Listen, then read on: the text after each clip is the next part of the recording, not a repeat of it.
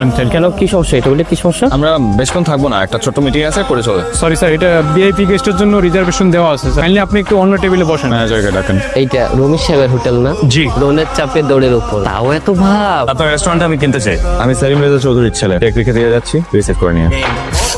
আপনি কে?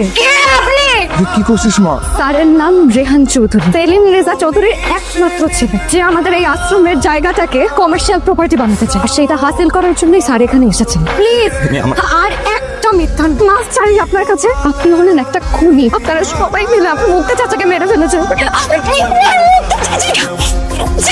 আপনারা টাকার জন্য মানুষ খুন করতে পারেন, এতগুলো মানুষের সামনে মিথ্যা অভিনয় করলেন একটা প্রপার্টির জন্য। এই মানুষগুলোকে দেখেন, এই মানুষগুলোকে দেখেন, একটা বার আপনার বুক কাঁপলো না? উপরে যে কি জবাব দিবেন? আপনি আসলে খুনি না, আপনি হলেন একটা জানোয়ার। আপনি আমার আশ্রম থেকে বেরিয়ে, আপনার মুখ আমি আর কোনোদিন দেখতে চাই না। বেরিয়ে যাও আমার আশ্রম থেকে।